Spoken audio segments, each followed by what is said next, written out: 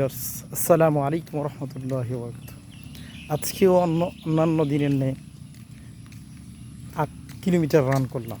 আলহামদুলিল্লাহ, সুস্থ থাকার জন্য আমি বরাবরই বলে আসছি, দৌড় বা হাঁটাহাঁটির কোনো বিকল্প নেই।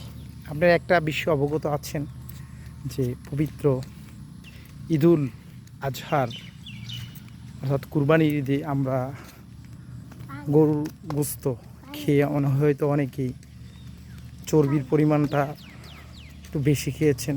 চর্বি তো মাছ পেয়ে খাবেনি, তবে ফ্যাট, যেটি ভালো ফ্যাট, আসলে এটা শরীরের জন্য অত্যন্ত উপকারী।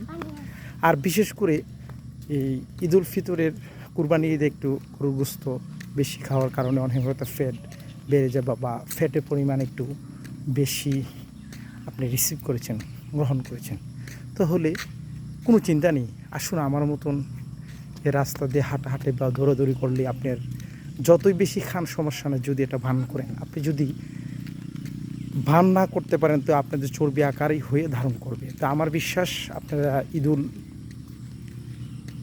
আজহার যে কুরবানির ঈদে যে গরুর গোস্ত বেশি খেয়েছেন, আমার মতন বান করার জন্য রাস্তা নেমে যান, দৌড়াদৌড়ি বা হাঁটাহাঁটি করুন। বেশি খেলে তাতে কোনো ক্ষতি নেই যদি আপনি বান করতে পারেন। বান করলে খাওয়া আপনার জন্য প্রযোজ্য, আর যদি বান না করতে পারেন তাহলে পরিমাণ মতো আপনি গরু গোস্ত খাবেন। ধন্যবাদ সবাইকে, আবার দেখা হবে অন্য কোনো ভিডিওতে।